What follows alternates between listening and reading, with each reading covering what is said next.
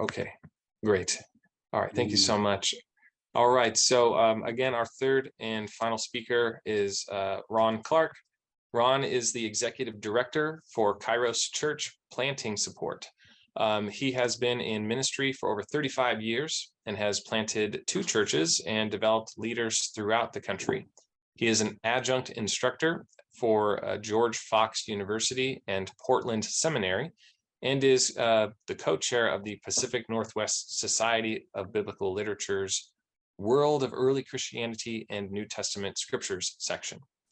He has authored books and articles concerning intimate partner violence and theology, biblical studies and ministry, and marriage and family ministry. Ron has an MDiv and a D-Min from Harding School of Theology in Memphis, Tennessee. And he is going to be presenting today on power in leading flocks, faith and family in the early Christian community. Go ahead, Ron. Thank you.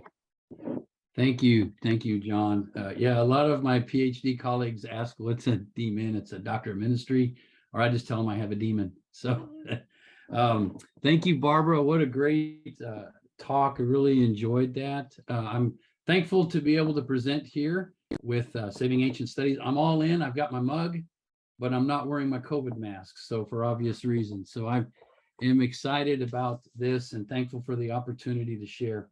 I would like to share a little bit about elders in the ancient world as leaders, and then as we do with SAS, the Saving Ancient Studies, how does that apply to what we see today in working and as I train and mentor younger planters and church planters and men and women in ministry.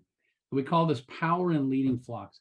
One question that I often get is, who were the elders? And we know the Hebrew word for elder, older person, zaken.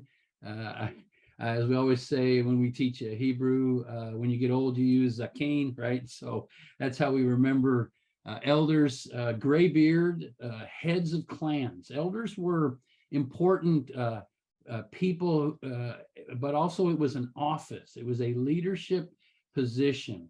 And in most cases, it began with how you led your home, how the Beit Ab, how did you lead your family? How did you lead your clan? And so heads of families, heads of clans began to rise up and would step into this role of leadership.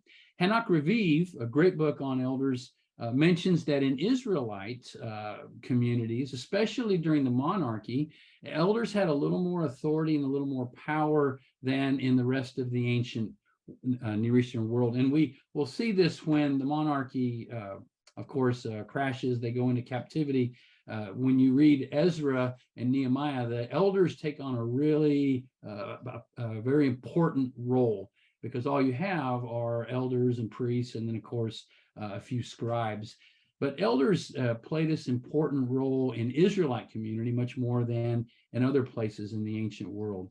When we come into back from captivity, of course, you see the word Bekar, Bakor. It's used in reference to an overseer. This is used for Ezra. It's also, the Greek is episkopos, episkopeo. It's the same word we get episcopal or bishop from. But these elders become an important role in that kind of leadership. And of course, at Qumran, you have a Bakar, who is the superintendent, and then the elders support that individual.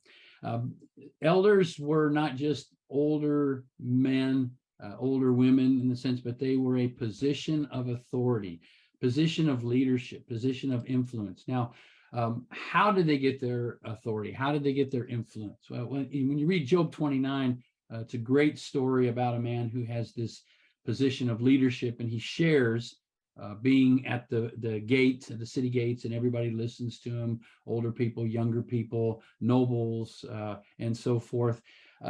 The elder is a person who is highly influential. They are members of the community, and so their authority comes from their membership role in the community. They aren't people appointed to a position just because they need someone to fill the position. They are people who have earned this level of respect. They are highly influential. They show a level of flexibility, unlike a king who's simply tells people this is what we're going to do. And if you remember with Rehoboam, Solomon's son, he asked the older people, older leaders, what do I do? And he asked the younger leaders, and then he chooses to go with the younger advice, and he splits the kingdom.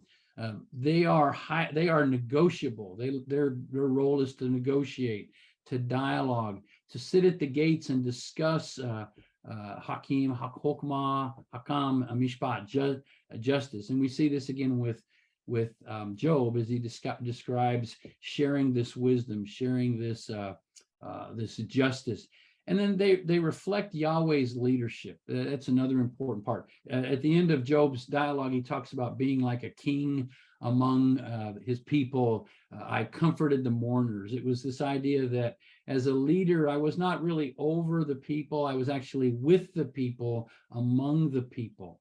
And in this sense, their role was to reflect Yahweh's leadership. How did they do that? Well, I in my dissertation work years ago on developing elders and congregations, I spent a lot of time talking about the Hebrew Bible texts, where Yahweh's leadership has kind of two components.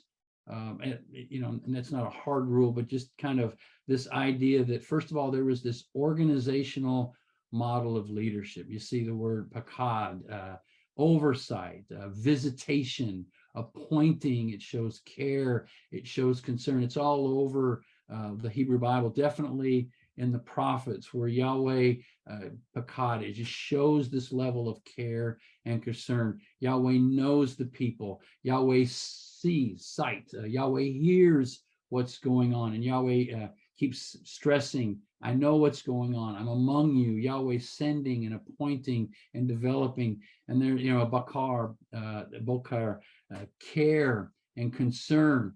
So we call this an organizational style of leadership, where Yahweh understands the process, understands the people, is intricately involved in leading and appointing and sending and delegating. But you also see a relational component to God's care for the people. And so Berit, covenant, relationship, highly relational. And even with Abraham, the animal cut in pieces in the smoking pot, passing through there, basically saying, as you would in a covenant ceremony, let this be done to me if I'm not faithful to my promise. Yahweh, through covenant, is relational with the people of Israel. And then, of course, Roez, used often, Yahweh is a shepherd, a friend, is very similar to the word friend. Yahweh is intricately involved relationally with the men and women, the children of the community. So we see these two components of Yahweh's leadership, and that in turn is one way that people are leaders or elders are supposed to reflect Yahweh's covenant. And I have I focus on what we would call bad shepherds. Although I would point out, when I was teaching in Malawi or Mexico, that doesn't translate, because they believe that sheep, their language for how sheep respond is different. But it's kind of the idea of what happens when you get these really bad shepherds. And it's important, as we read through, especially here in the prophets, what was going on in Israel was not just that the people were rebelling, every single person, but what was going on was the leadership was rebelling. They had corrupt leadership. And how do we see that? Jeremiah 23, 1-4 in the paper, I break down how you see the terms of shepherd and pakad. They don't give attention. They don't pakad the sheep, and the sheep struggle, and the sheep are neglected because no one cares for them. In Zechariah 10 and Isaiah 56, they desert, they neglect, they run away from the sheep. They don't care about the sheep. In Ezekiel 34, there's that long section where the shepherds ignore the sheep, they abuse the sheep, they eat the sheep, in the sense they take advantage of sheep. They don't bind up the sheep that are weak and that are sick. And you see this theme running through the prophets, that God and the prophet are not confronting all the people in the sense that everybody's done something wrong. They're confronting the leadership, because the leadership has failed to take care of the sheep, because the leadership is taking care of themselves. And then you have these beautiful passages, Isaiah 40:11, 49:10, where Yahweh just says, I'm going to take care of my sheep myself. Ezekiel 34, I'm going to confront these shepherds. I'm the one who owns the flock. And as every shepherd is accountable to the flock owner, that's me. And I'm going to call them to account. But I love those passages, Jeremiah, Ezekiel, and Isaiah, where God says, I'll do it myself. And Yahweh is the great shepherd. If you won't take care of my sheep, if you're going to abuse and mistreat my sheep, I'll hold you accountable, but I will intervene so that my sheep, and there's passages about coming back from captivity where they leap like calves out of the stalls. And I'm from Missouri, and my brother-in-law lives on a farm. And whenever I go back, I love helping him bring the cattle in. And it's always interesting when they let him out of the pen, or the calves kind of are in that early stage of running. You can just see them jump and leap. And it's that idea, you're going to have all of this pasture and you're going to be happy because I'm going to take care of you and I'm going to provide for you. So there's this interesting point where leaders, including elders, fail to shepherd the people of God. They fail to take care of the people of God. And Yahweh intervenes and says, I'll do it myself. When we move into what's called the Christian scriptures, commonly called the New Testament, but the Christian scriptures, the Gospels, the letters of the early church, you see this, what we would call incarnational leadership, where Jesus claims to be the great shepherd. Jesus is among the people. Jesus lives among the people. Jesus gets dirty with the people, touches people with highly communicable diseases. In John 10, there's this wonderful, I'm the good shepherd. I'm not like the hirelings, who are very similar to the people in the ancient world who had abused the sheep. I think Jesus wasn't simply confronting the Pharisees in the sense. The issue was Jesus was confronting corrupt leadership, which is something we all deal with. It's not he was confronting a religion or he was confronting a race. He is confronting corrupt leadership. And so as he's incarnationally leading, you begin to see the same thing. He leads organizationally as Hakad, or we begin to see episkopeo, bishop, but he also leads relationally as a shepherd. And so we see these two kind of begin to flesh out in the Greek language, the organizational side, where we call it bishop, and then the relational side, shepherd. And so as we move into then the Gospels and the early Christian leaders writing, you begin to see this model of leadership that is grounded in Jesus, but it's also grounded in family. For instance, I wrote an article years ago, 2002, on when Jesus takes the children. And I believe that there was a kriai there where Jesus took a child or took children. And in there, basically, Jesus touches the child, Jesus holds the child, Jesus rebukes people for keeping children away, because in the ancient world, rabbis and teachers didn't waste time with little children because they were marginalized populations. But in these 6 stories with Jesus and the child, Jesus holds a child. In fact, Jesus makes a statement that I think we often translate as anyone who doesn't receive the kingdom as a child receives the kingdom, when it really hosts can also be anybody who isn't willing to receive the kingdom like they would a child. And so it has to do with how I treat children. It has something to do with my status in the kingdom. How I treat children has something to do with how I treat Jesus.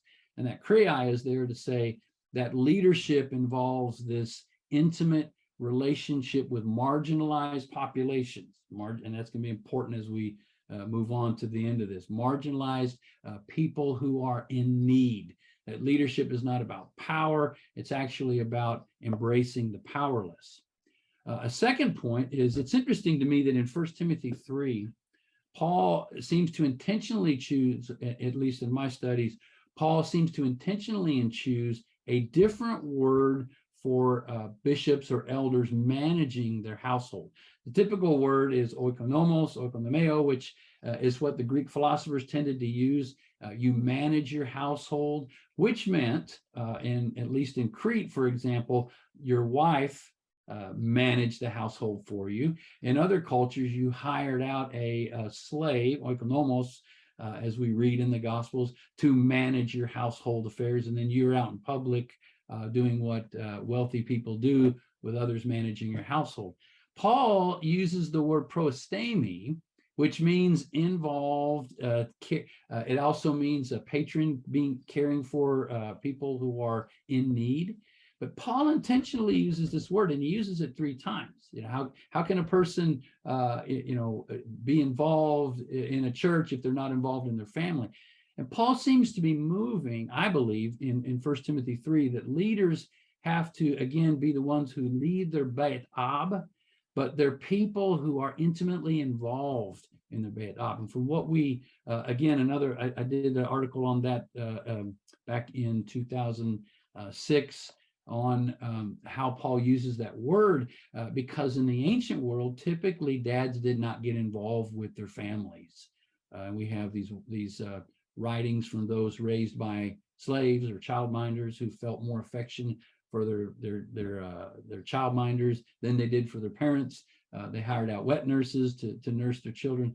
And so you begin to see that Paul is saying that's really not the kind of leadership we need. We need leadership from people who are involved in their families. And then, of course, the third point, Paul does often make distinctions between pedagogues or pedagogy and parenting. In Ephesians 4, he talks about fathers, bring your children up in the discipline and instruction of the Lord.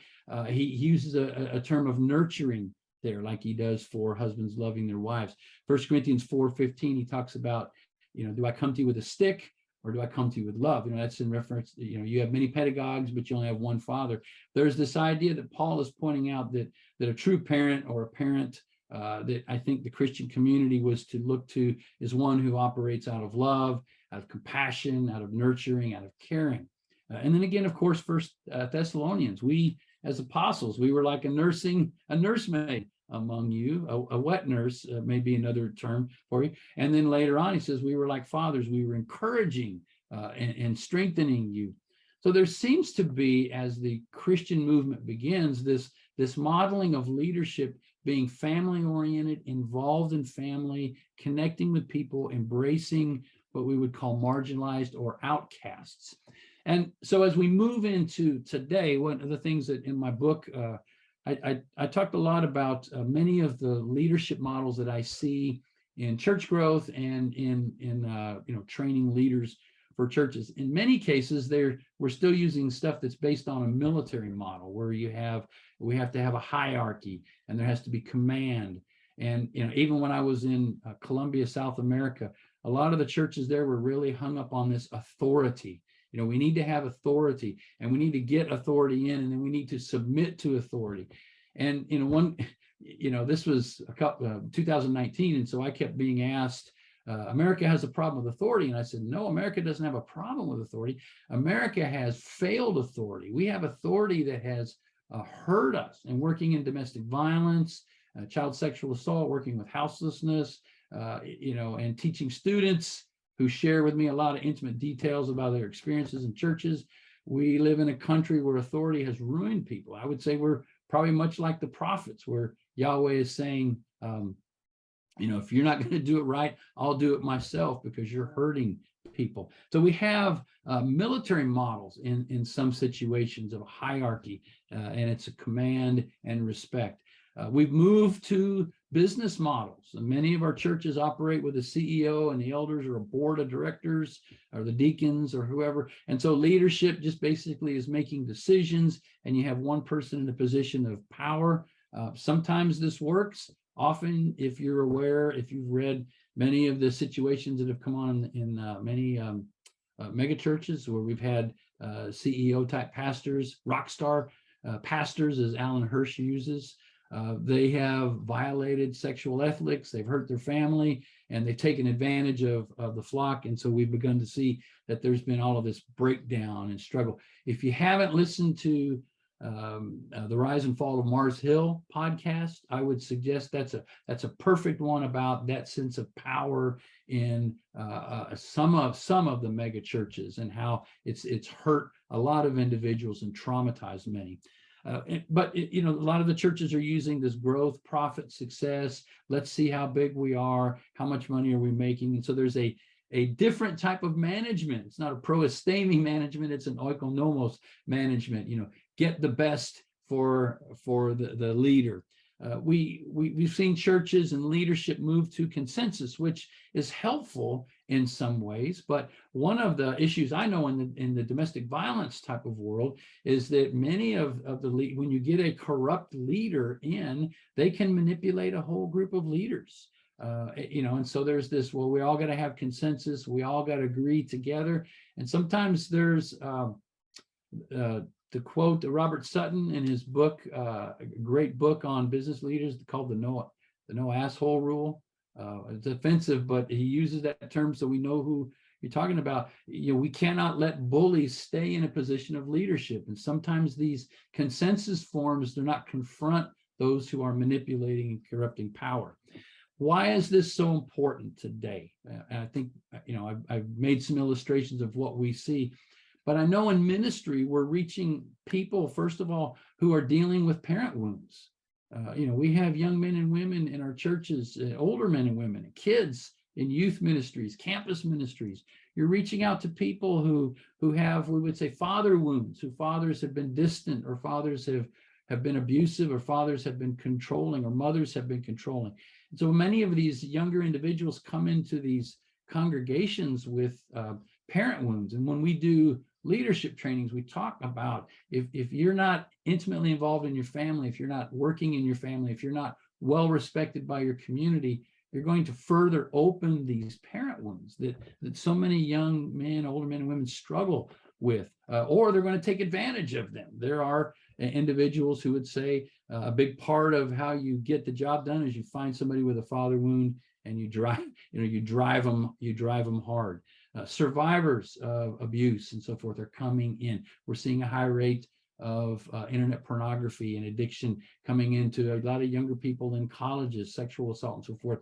We have survivors of many of these. They're coming into our faith communities. How do leaders lead? It involves relational, organizational guidance. How do we guide them to spiritually grow? How do we guide them to become healthy people? And so these are big issues that we want to address in our models of leadership. We can go back through the history of leadership in the ancient world of elders, and we can see, they need to represent Yahweh. They need to be intimately involved. They need to be helping people. They need to be people who part of family, but if they're not, not in a sense parents or spouses, how can they be involved in a family type setting? We also want to see the abuses. Whenever someone begins to see, this is my right, this is what I do, I've earned this, and they take advantage of others. So these are modern models of leadership that we're trying to address, but we do believe that understanding the history of ancient elders, where they receive their leadership, how they reflect God's authority, is something that helps us as we're training others to continue in the faith communities to lead. And finally, as a person who works in community organizations with nonprofits, that's just as necessary. There is to have people who listen, can work together as teams, and can actually help nurture that group to deal with some of their struggles that they're facing. So that's kind of the end. I think it leaves some time for question and answer. Yes, great. Thank you so much, Ron. And here's your virtual clap too. All right, very good. Thank you so much. I haven't seen any questions on the thread, so I will ask you a question. So I was curious about this kind of early Christian model of leadership in terms of the kind of the church, right? Being a shepherd of your kind of constituents in your kind of faith community. I'm wondering how did folks in the early church balance kind of leadership in the kind of their faith community, but also their kind of political community that was separate, and I'm guessing, kind of Roman rule. So how did you put on the different hats of leadership when crossing those two arenas? I felt that there's been a lot of good work on how the Christian community became a community of resistance, and kind of became, whether it's association or colleague, yeah.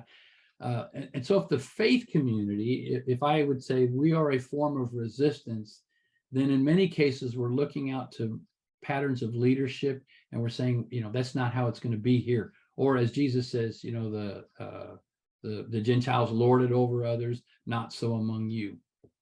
What we would always try to do is create, we want faith communities to be a place where people can come in from the outside world and feel like this is different. And one way is to see a type of leadership where there's caring, where there's compassion, where there's involvement, where you're invited into, we invite you into the home and you just kind of see us. But you also, we have a level of accountability with our families, and I think in many agencies, if I have an affair on my wife, I still keep my job. But in the faith community, we take that seriously, or I have an affair on my husband, or I mistreat my children. We take that seriously because that's important. I hope I'm answering your question. I think. No, that was great. Yeah, I think the idea that being a community of resistance through the kind of faith community, I think is an interesting way to see that as a response to kind of Roman dominance. Yeah. I like that very much. Now, for instance, like when I've worked with domestic violence agencies, and sometimes I'll sit down with someone and say, hey, we're fighting powers of oppression here, but this leadership structure is reinforcing powers of oppression. And so I saw that as that's my role as a faith leader to bring into the community. Now they can tell me, well, that's how it is. We are appointed here by the attorney this. But I think that as a faith leader in the community, I feel an obligation to say, can't we explore that this may be repeating the same pattern we're trying to avoid? And that's a calling, that's a responsibility. And they may say, this is how this system works, and that's just how it is. Okay, but I think we need to have that conversation that this might be a better model of leadership. Wonderful. Thank you so much, Ron. I'd like to take a moment here to also thank all of our other panelists, George and Barbara, for their contributions, and to the audience for sticking with us as we kind of had the little bit of a bumpy start, but we are